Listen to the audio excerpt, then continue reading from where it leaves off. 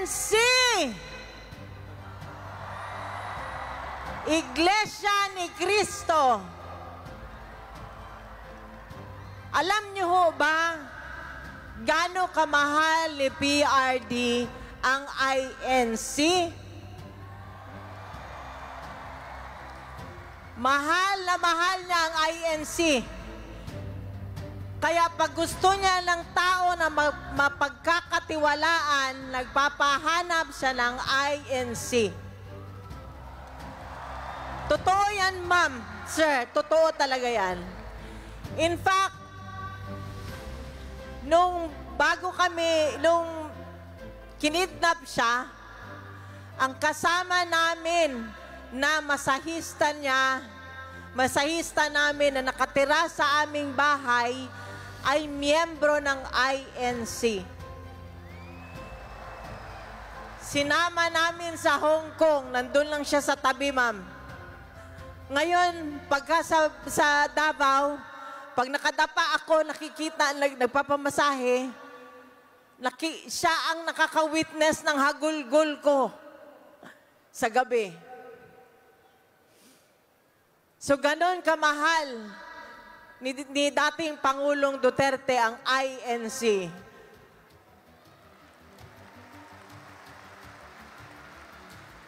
At sa simula pa lang, ma'am, sir, ng kanyang political career, alam yan ng inyong pinakapinuno dito kung ganon niya sinuportahan si former mayor noon. Kaya, nung naimbitahan kami nila, Congressman, na magiging Senator Rodante Marcoleta na, malaking pasasalamat po ang pagkakataon na inyong binigay sa amin.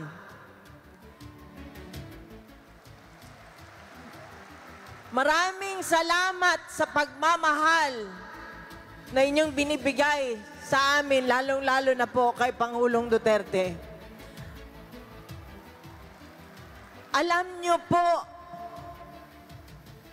niyo po sa puso, hindi po ako marunong magsinungaling eh. Ayoko pong magbitbit ng bangko, ayoko pong magyabang. Pero alam niyo po, minahal niya po kayo. Mas minahal pa nga niya ang Pilipino, ang Pilipinas, kesa sa amin na pamilya niya. Alam niyo ho yan. Tuwing sinasabihan niya, nung presidente siya, di ba, sinasabihan niya ang mga korap, ang mga terorista, ang mga drug lord. Di ba, ma'am, sinasabihan niya, tinatakot niya, napapalundag ako sa kinauupuan ko. Kasi sinasabi niya yon, umalis kayo. Di ba, tinatakot niya ganyan. Napapalundag kasi ako kasi ang iniisip ko yung anak ko na minor pa noon, 12 anyos lang. Hindi niya inisip na balikan kami, balikan yung pamilya niya, pero inuna niya na masiguro niya na ang bawat Pilipino hindi nasasaksak sa kalye, hindi na-hold up sa kalye. Ang taxi driver, hindi nagugurgur ang liig sa likod. Yun ang inuna niya, ma'am. Sinigurado niya ang bawat pamilya na ang magulang, walang anak na adik, at ang magulang ng bawat pamilya ay nakakatulog. Alam ko yan kasi kapitbahay namin doon sa Davao City. Dati siyang teacher ni Congressman Pulong.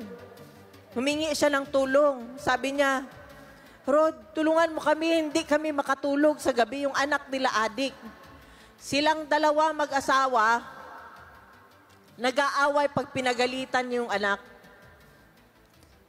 So kaya ganun ho ang pagmamahal na ginawa ni Rodrigo Duterte sa inyo.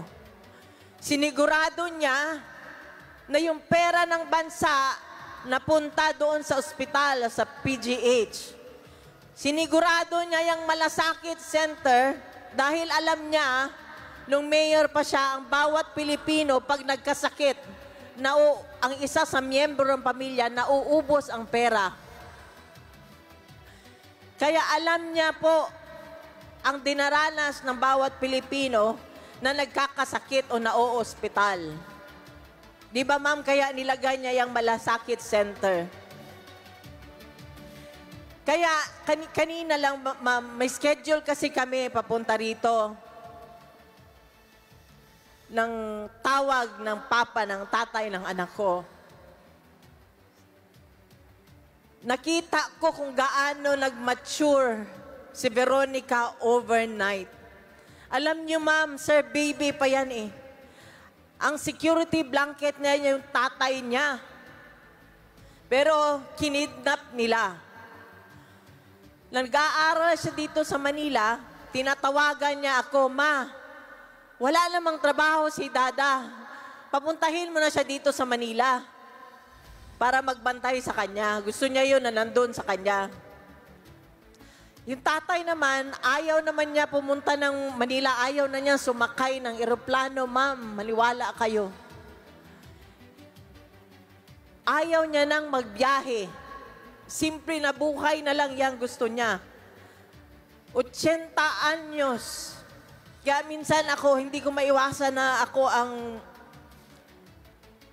umiiyak parati. Kasi sa bahay ako umiikot eh. Naano ko na yung kwarto, alam ko, wala siya doon. Napilitan ang anak ko na mag-mature overnight. So pagka gusto ng anak ko tumabi sa papa niya, ang tatay niya, sa akin naman ang lapit. Sabihan mo nga yung anak mo na doon matulog sa kwarto niya. Kasi magkaiba sila ng style. Pag si Kitty pumunta sa kwarto ng papa niya, yung kulambo ng papa niya, tinatanggal niya. Tapos yung aircon ng papa niya na 28 ang thermostat, ginagawa niya 16. So kaya ang papa niya, pag nanonood ng TV sa kwarto niya, pagpasok ng anak niya, sabihan siya, Dada, matulog na tayo. Wala na siya magawa, patayin na lang niya yung TV, doon na lang siya sa sala nanonood ng TV. So kaya doble ang sakit ng aking dibdib. Kasi sa tatay at sa anak. Nung isang araw po, ma'am, na tumawag ang tatay niya, na una tumawag sa akin, si former President Duterte, sabi niya sa akin, sabi niya, kwento kami ng kwento, ganyan. Sabi ko, wag mong kalimutan ha, tawagan mo si Veronica pagkatapos ng tawag natin. Sabi niya, wag na lang kasi emotional ako pag si Veronica ang kausap ko, pag si Kitty ang kausap ko. So, sabi ko, hindi, ano lang yung pag-uusapan nyo, yung ikikwento niya, yung about kay Mira, yung party nila, yung birthday party nila. Yun lang yun. Sabihin mo na lang, ipaintindi mo na lang na ganon, na hindi ko kaya pag siya ang kausap ko, emotional ako. Ilang beses ko, iniiba ko na naman ng topic. Tapos balik ulit ako sa ganun. Tawagan mo. Nung hindi ko na pagkatapos ng conversation namin, tinawagan ko kagad ang anak ko. Hagulgol na ako. Sabi ko, Nak, sorry talaga. Kasi sabi ng papa mo, hindi daw niya kaya kung ikaw ang kausap niya, emotional daw siya. Sabi niya, intindihin na lang daw natin na siya ang nasa loob. Humagulgol talaga ako ng pinakamalakas na gulgol na nagawa ko. Kasi ako lang mag-isa sa kwarto. Sorry sa anak ko. Pero noon habang nag-uusap kami, sabi niya, Ma, sandali lang ma, may tawag. Buti na lang, tinawagan niya. Ang tatay niya. Tinawagan siya ng tatay niya. So nag-usap sila. Kanina din schedule namin na while nasa sasakyan kami, tumawag una kay Kitty, sunod sa akin. Nag-usap sila. Sinabihan siya, mag-aral ka. Kinwento ni Kitty yung yung kanyang, yung nandun siya sa rally, ginagawa daw niya para sa kanya.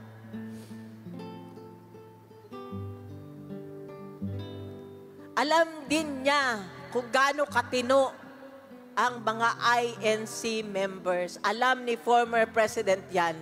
Kaya nakita niyo yan kay Senator Dante Marcoleta. Yan ang mga tao, nakita nyo naman ang ginawa sa kanya. Magsalita ka lang sa Kongreso. Anong gagawin sa iyo? Vlogger ka, magsalita ka, anong gagawin sa iyo? Diba? Ito ang ginawa sa wala na tayong human rights. Wala ka ng karapatan magsalita. Kayo mga kabataan, kaedad na Veronica ni Kitty, huwag niyong hayaang maging ganyan ang buhay ninyo. Sana iluklok natin sa posisyon yung mga taong may paninindigan, yung mga taong kayang humindi sa pera. Kasi pag yung tao na umuoo, mas mahal ang pera, hindi nila tayo kayang ipaglaban, ma'am. Yan talaga ang masasabi ko katangian ni former President Duterte. Sunugin niyo man ako dito. Masasabi ko sa inyo na hindi siya kayang bayaran para mapaboran ang isang tao o maging ma-take advantage ang gobyerno. Nakita ko yan nung nagtatrabaho siya. Madaling araw na ganito ka yung mga folders na pipirmahan at babasahin niya. Pag kailangan niya i-veto, may kontratang dehado ang gobyerno, binibito niya yan. Pag may gustong parang ipalusot, dati yan, pinalusot yan eh. Nagutom kasi ang Kongreso nung panahon niya eh. Pero nakita niyo naman sa build. Sabi ko nga sa kanya, kung binisita ko siya doon, sabi niya kanina sa anak niya, this is the price I have to pay for loving the country and the Filipinos. Kailangan niya makulong.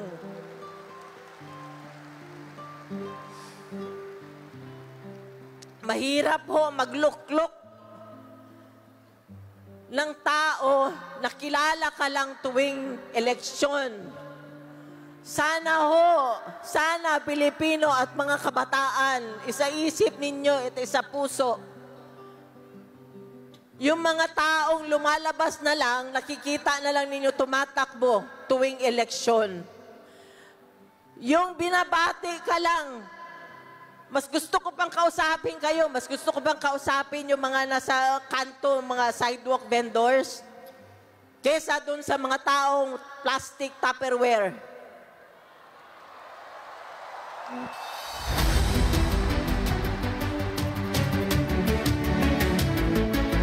Kasi ipagkanuno na, ma'am, pera na lang, puro na lang pansarili ang kanilang iniisip. Wala nang iniisip na para kapakanan natin.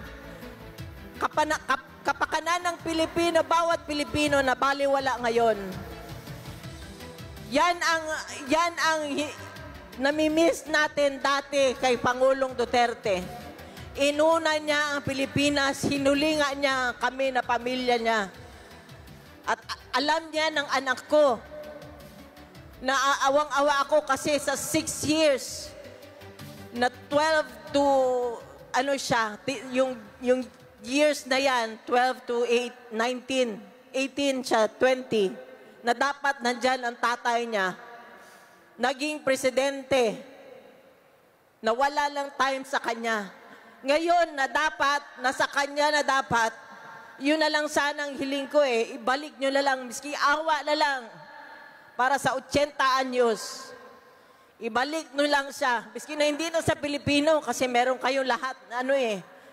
Miski sa anak ko na lang. Kaya ho, pakiusap ko sa inyo lahat, lalo na sa susunod na henerasyon, tulungan ninyo ang ating bansa. Hindi na tayo pwede na tumahimik na lang.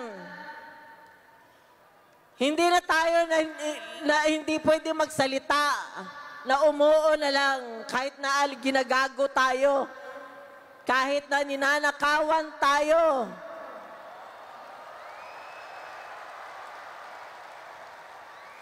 Ang para sa Pilipinas, ang pera ng Pilipinas ay para sa Pilipino at para sa Pilipinas. Hindi dapat yun napupunta sa kanilang bulsa.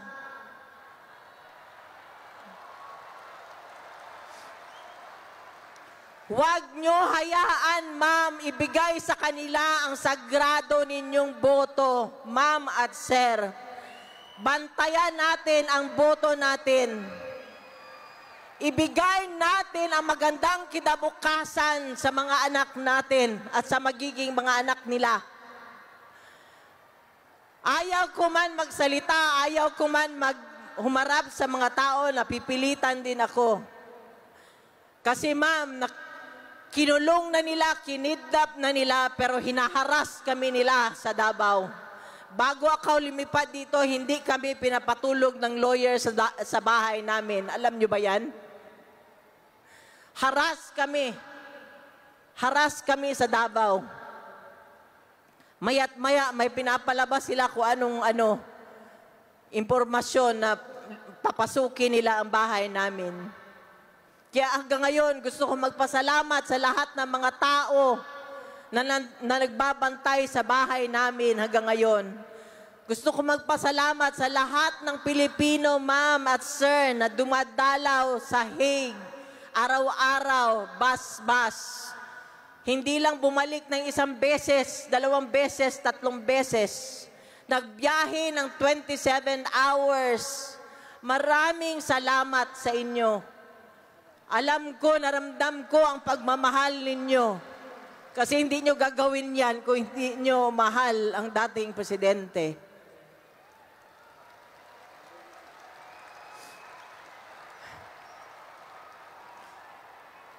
Ma'am, sir,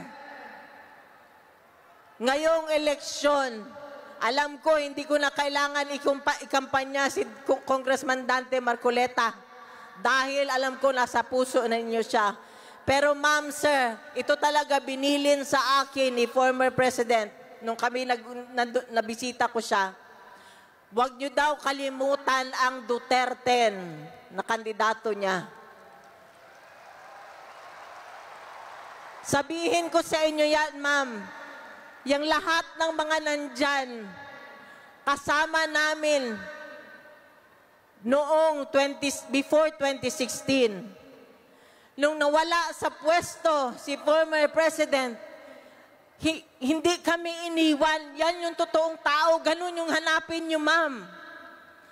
Huwag yung maganda lang ang pansin sa inyo at ang pakisama sa inyo tuwing eleksyon. Huwag yung tuwing titingnan kayo. Pagka hindi eleksyon, head to foot lang kayo. Ito sila, lahat ng yan, sila Hinlo, sila sino ba yung singer? Dati yan ma'am, dati pa 2016 kasama na namin yan sila. Hindi kami iniwan. Basta yung Duterte ma'am, hindi ko memorize, pati si Congressman Dante Marcoleta.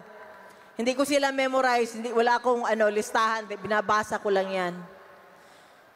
So, gusto ko magpasalamat, miski sa panaginip ko, ma'am. Gusto ko, kung pwede lang, magpasalamat sa lahat ng inyong suporta. At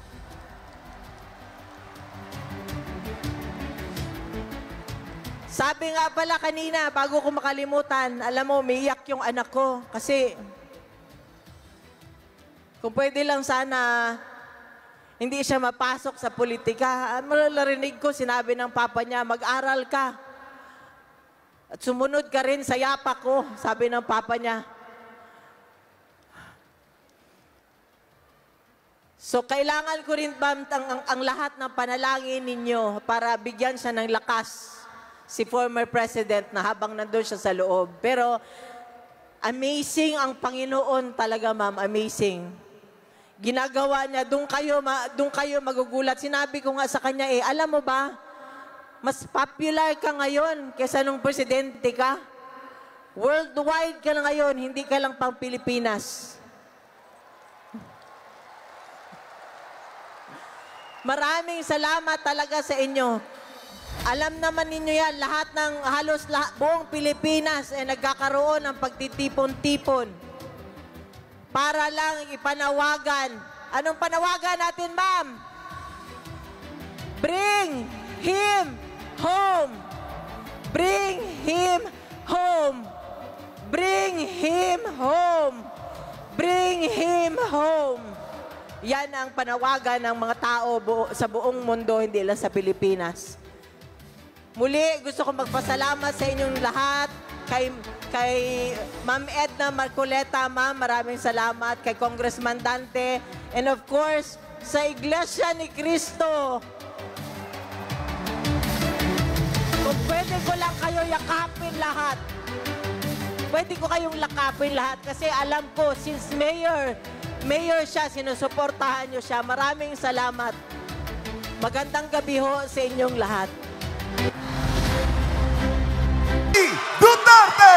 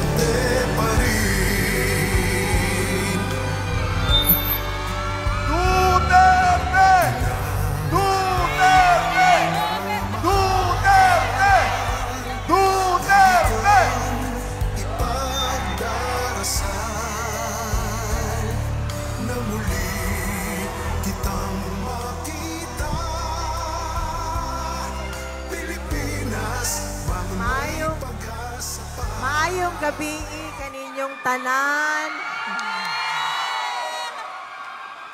Salamat ha. Ngala ko puro man yung mga kanta siguro nila diri. Maayong gabi. Grabe ang grabe yun yung suporta. Taod-taod ko magpasalamat sa inyo. O kabalo mo, kami duha sa akong anak, di man gud may politician, di may politiko, wa man may gidaganan, o wa pud may posisyon sa gobyerno. Gatabang lang yun mi kay, kabalo man mo unsay gihimo kay Presidente Duterte. Kabalo ko na kita yun mo.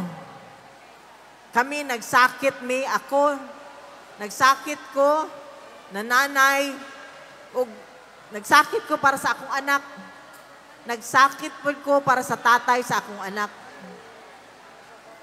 So, wala ko kabalo ang duha ka buok ba ang akong anak nanginahanglan og tatay. And same thing po, naluoy po ko sa tatay sa akong anak na 80 anyos na, gikidnap nila. So, yun, kanang dagag bangutana, unsa daw ang asad ako gapanguha og kusog. Ako, taod-taod lang ko mag-pray sa Ginoo. Taod-taod po ko maghilak. Kay, kita man mo na wala itay. Ay, sorry. Nakalimutan ko. Manila. Pasensya ha, pasensya. Ulit. Rewind. Nakalimutan ko.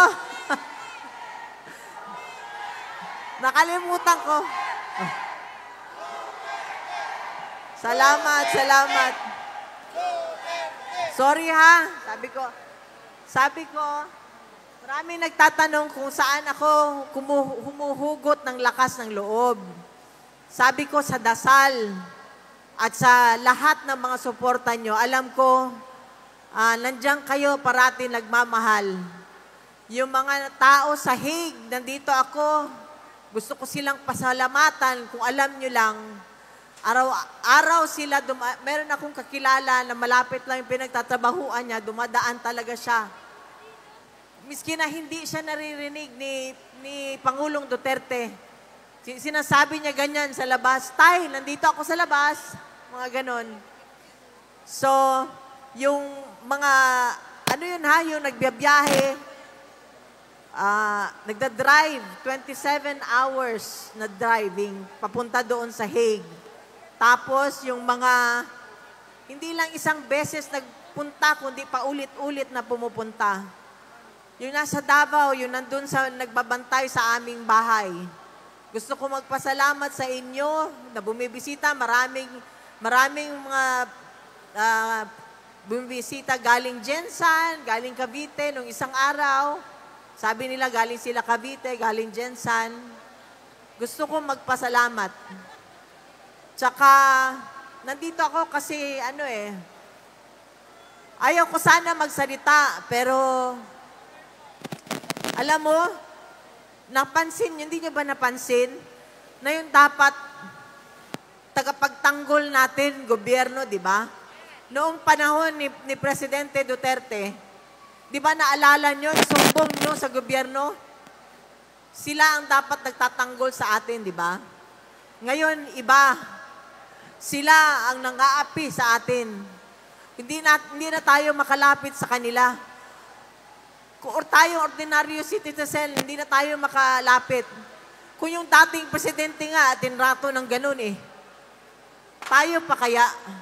Ano kaya ang maasahan natin sa kanila? Wala. Kung hindi nyo napansin, kaya pansinin nyo, anuhin nyo ng mabuti. Yung mga senador na tumatakbo ulit, walang imik. Walang imik sa lahat ng mga ginagawa ng gobyerno na mali. Di ba? Walang imik na tinanggal ang pera sa PhilHealth. May contribution akong PhilHealth. Kayo, di ba? May contribution kayo. Sino walang contribution dito? PhilHealth. Di ba? Lahat halos tayo may contribution. So wala nang umiimik. So kaya nandito kami ng anak ko para hilingin sa inyo, subukan ninyo itong mga tao sa Duterte. Kasi ma'am, doon nyo makita yung iluklok nyo sa pwesto na ganyan, kahawak ng power, yung habang walang power, doon nyo makikita kung ano yung ugali nila, ano yung pagkatao nila. Huwag na ho tayo dun sa mga tao na lumalapit lang, maayos na ang pakitungo sa atin pagka-eleksyon. Tuwing eleksyon, binabati, nakasmile sa ating lahat. Pero pagkatapos ng eleksyon, hindi mo na ulit sila makita. Subukan natin ito. Kasi ito yung bago kami umalis doon sa nagbisita kay Presidente, sa tatay ng anak ko, sinabihan niya kaming dalawa ni Veronica.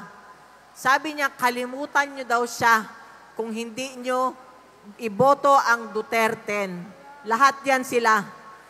Ma'am, sabihin ko sa inyo,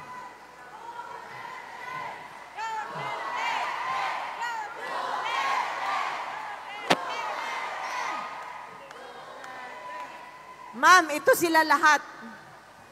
Noong before na naging presidente, si Pangulong Duterte, nandyan na sila. Noong naging presidente, nandyan sila. Noong hindi na presidente, nandyan pa rin sila. Doon nyo makita, ma'am at sir. Sabi pala nung kaibigan ko, nakakalimutan ko, may sir pala, ma'am ako ng ma'am. Sorry sir ha. Doon nyo makita kung anong klaseng pagkatao ang iluluklok nyo sa pwesto. Bahala na basta hindi sumakit yung dibdib ninyo, di ba? Ako, sa totoo lang, noong 2022, binoto ko yung nakaupo ngayon dyan. Anong tawag dyan sa nakaupo dyan? Ha?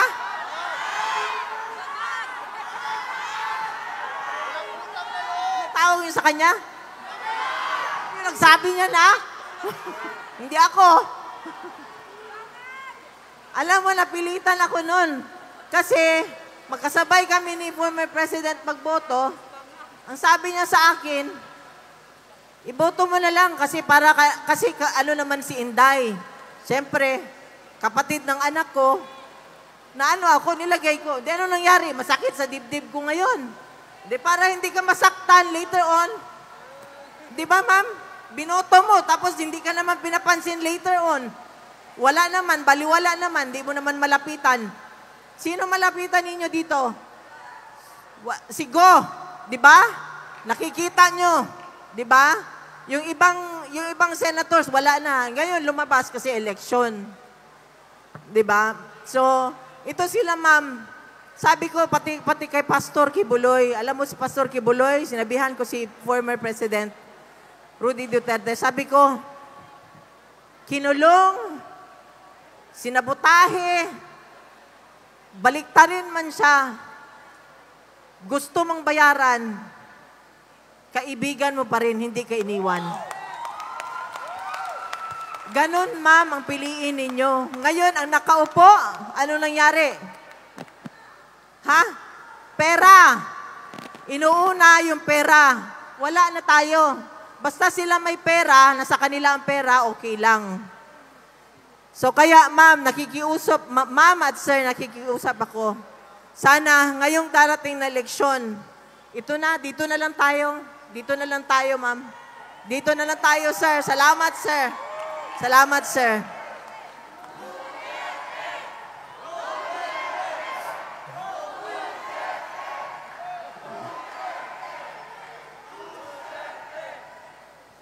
Sa lahat ng mga alam ko ang mga supporters namin, no? Supporters ni Pangulong Duterte, supporters ni Vice President Sara, supporters ng mga anak ni Pangulong Duterte. Ngayon ko lang pinahiram ang anak ko, ha? Hihilingin ko sa kanya na pagkatapos nito, mag-aral lang muna siya. Hayaan niyo munang maging akin lang siya. Itago ko lang muna siya. Ngayon lang siya kasi tumutulong lang siya. Wala ang papa niya ngayon. So, ngayon, hinahayaan ko lang muna siya kasi kung pwede ko lang siya ibalik sa tiyang ko para maprotektahan ko ulit, gagawin ko. Kaya, nandito ngayon ang anak ko na ano lang eh. Bata pa siya eh. Gusto ko muna siya, mag-aral. Gusto ko magkaroon siya ng life, buhay na tahimik. So, gusto ko ipakilala sa inyo ang aking anak. At ang anak ni Pangulong Rodrigo Duterte. Papahiram ko muna siya. Ngayon lang. Salamat.